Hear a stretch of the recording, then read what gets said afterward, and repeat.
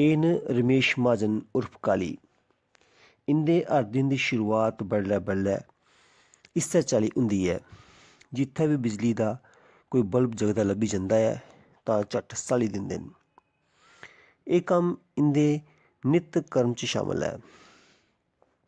छड़ा अपने कस्बे जोड़ियें च गै नहीं, होर भी जित्थै कुतै इनेंगी बल्ब जगदा लभदा है तां बंद करी देना अपना फर्ज समझदे न। बेशक ये निक्का हारा कम्म गै है, पर इसी करी सकना हर कुसै दे बस दी गल्ल नहीं है। अस अक्सर दिक्खियै नज़र अंदाज करी लंघी जन्ने आं, पर रमेश नहीं। ये अपने एक सभ्य नागरिक होने दा पूरा फर्ज निभांदे न। ये पेशे थमां दुकानदार ते शौकिया तौर पर सोशल वर्कर न। समाज सेवा ते दूए लोकें दी मदद करने दी भावना इंदे च कुट्टी कुट्टी भरी दी है। अज साढ़े पर स्वार्थीपन इन्ना हावी हो चुके दा है जे अस कोई भी कम्म बीजन मतलब दे नहीं करते।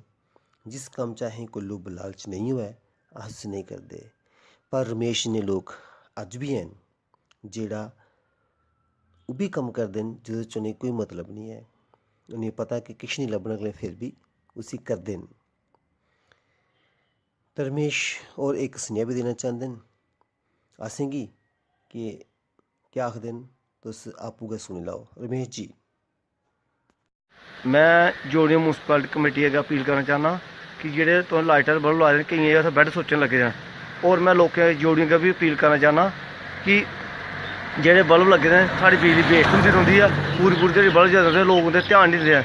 एह् साढ़ी अपनी बिजली साढ़ा अपने गै म्यूनसिपैलिटी साढ़े लाए दे न साढ़ी रातीं रोशनी करने लेई।